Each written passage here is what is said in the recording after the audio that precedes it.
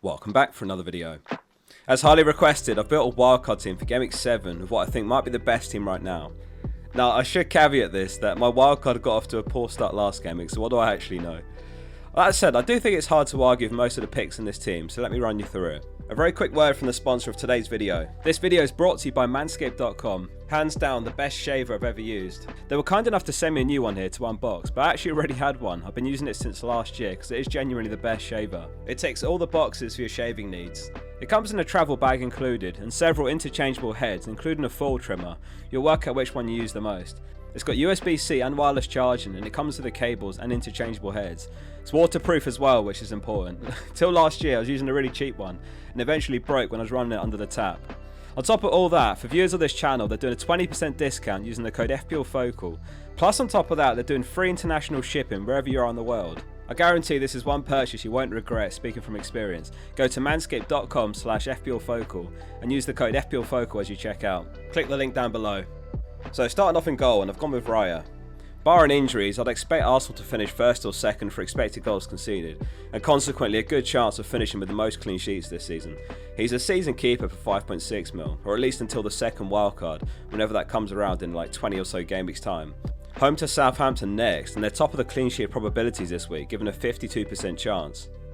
For that reason, I've managed to squeeze in a defensive double up. In defence, it's a back three of Collins, Vardy and Gabriel. Gabriel's well worth the extra 0.2 mil over Saliba. He's taken 8 shots across the opening 6 game weeks. Saliba's not taken a shot yet. He's the one that every corner's aimed at, and he's possibly the biggest aerial threat in the league right now. He's actually third after Trent and Robertson for expected goal involvement this season with 1.34 so far. However, that Liverpool duo's data consists of expected assists mostly, whereas Gabriel's 1.23 expected goals is highest among all defenders so far. I've also managed to squeeze Vardy in off the back of a goal against Newcastle last game week, and he's hitting a run of green fixtures now. He's got Fulham, Wolves, Southampton, Bournemouth and Brighton. He's one player that I do fear not owning in the upcoming run, as we saw last season what a threat he can be when he's given that licence to push forward. That run of 5 game weeks towards the end of last season where he got 4 goals, 2 assists in 5 games. That all aside, there's huge clean sheet potential in these upcoming games. Now if you're tight for cash, then Lewis is still a sound pick, assuming that we get some early team news of a start in Game Week 7. Given they play at 3 PM, it is possible. We'll talk more about Lewis later as an alternative combination he could provide in the team. Man City have been given a 49.5% chance of a clean sheet this week, which is second after Arsenal. Lastly, Collins from Brentford. I'm not totally convinced yet that Van der Berg's going to start every game for 4 mil, but he is a way to free up 0.5 mil if you're confident in that. He's home to Wolves this game week, and Brentford have got solid long-term fixtures, where you'd feel comfortable enough starting him in most games. However, I've got some bench depth in this draft as well, so you can rotate him in and out. Brentford have been given a 31.5% chance of a clean sheet this game week. Onto the midfield, which is McNeil, Saka, Bumo, Palmer and Rodgers. Now, it'd be daft not to include Palmer off the back of a 25 pointer, with the option to do so on a wildcard especially. I know what the comments would look like if I didn't have him in this team. The only thing I will say on Palmer is it's a lot to spend on someone that you realistically won't captain for the next 5 game weeks, but you can say the same about Saka really. Perhaps you'd captain him against Forest, but I do prefer Haaland still. That 25 point haul puts him only 4 points behind Haaland now, for 4.6 mil cheaper. The alternative option is to go without Palmer now and buy him in Game Week 12, but I think you may as well get ahead of the curve on the wildcard and get him in now, and you can protect yourself against his ownership as well if that's your playstyle. Everton have a block of 8 fixtures ahead where McNeil's playable every week now, so it's one less position to worry about. Starting with Newcastle home, and off the back of a brace playing home last game against Palace. He's only 4.6% owned, so there's big upside of him as well. Putting that brace aside, his 2.96 expected assists is top in the league this season. He's created 6 big chances, so he's averaging 1 per game. Only Saka and Palmer have generated more big chances.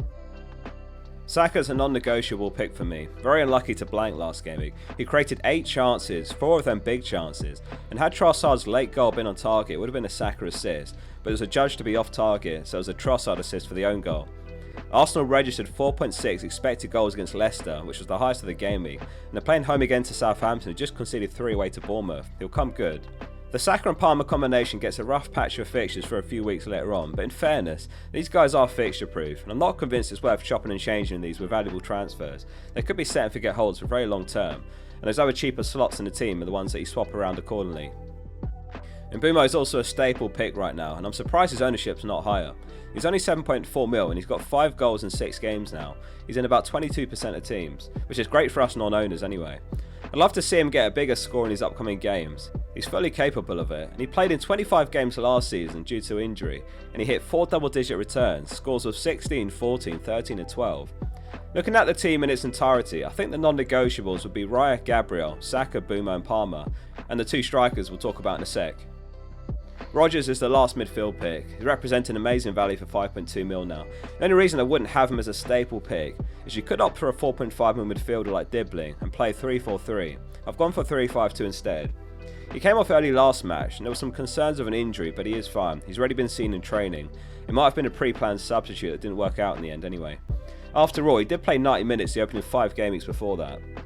He's home to Man United as well. He looked like a team that could be in real trouble, Ten Hag especially if they don't start getting results fast. I wonder if a couple more losses might be the nail in the coffin for Ten Hag.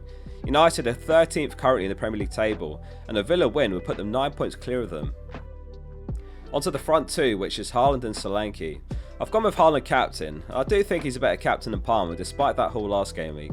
City playing home at the Etihad against an easy opposition on paper, though Fulham are having a great start to the season in fairness. Forest have got Nuno back on the touchlines after his ban, and Gibbs White has served his suspension as well, so that leans me towards Haaland. In the same fixture last season, Haaland scored a hat-trick against them. I think he got an assist as well, so I think it was a 20-pointer. There might even be some conversation about triple captaincy this week. Though obviously with an active wildcard you can't use it, you only can play 1 chip at a time. I would rather save it personally, or if you want to use it soon, they've got Southampton home in Game Week 9, which on paper is even better, or wait until much later in the season for the double game weeks. Or if you want to go for a single game week and you want to know what the mystery chip is, then they've got Leicester home in Game Week 30, so we'll know the best way to use the mystery chip by then. Lastly, Solanke, and then we'll get onto the bench. So that's 2 goals in 2 now, and Spurs will take a huge amount of confidence from that win over Man United. Even before the red card, they were all over them. And we saw Chelsea rip Brighton's high line apart last game week. That could be something that Spurs look to exploit, especially if Son's back, that would be even more manageable then. We'll have to see if Van Heck's back for Brighton as well next one. He was a huge loss at the heart of the defence as well in that 4-2 defeat. If you saw the players to buy video, after Haaland, Solanke's second for projected points over the next 5 game weeks. If you've not seen it yet, I'll put it on screen at the end of the video. The bench is Fabianski, Mikalenko, Guehi and Stewart. The only thing I don't like about a 3-5-2 with a 4.5 mil forward, or 4.6 mil in Stewart's case, is your bench is always 2 players essentially. Stewart has actually come off the bench for Southampton the last 3 games in a row, so he's the best of the bunch as far as those dirt cheap forwards. Martin still seems to be figuring out his attack. He started Armstrong, Archer, and now last match Dibbling up top. Maybe he'll give Stewart a go at some point, but he's likely a 1-point merchant at best. So I've opted for Mikalenko and Guehi as some reasonable depth from the bench. I feel like a 4-mil defender leaves it a bit too light on the bench. If you look at the fixtures under Collins, Mikalenko and Guehi's names, there's a nice rotation there. You get Wolves home, then you get Ipswich or Forest away, then Ipswich home, Southampton away, Bournemouth home and then so on. Gabriel and Vardy are the perma starters, so basically you swap 1 player into that 3rd defender slot each week. Now I mentioned Lewis earlier. If we hear that he starts in Game Week 7, you could move Vardy down to him, which frees up 1.2 mil, which could be used to go Stewart to a forward that's 5.8 mil and below. Delap and Strand Larsen are a couple of options there for 5.5 mil. Or if you are short on funds regardless, then Lewis is an easy way to free up some money. There's a couple of other ways you could do it, such as Fabianski to a 3.9 mil keeper if one drops before the deadline, or you could go Stewart down to a 4.5 mil forward. Let me know what you think of the team. Good luck if your wildcard is active this week. Hit subscribe if this was helpful as well. My team selection video will be out tomorrow for Game Week 7. See you soon for the next one.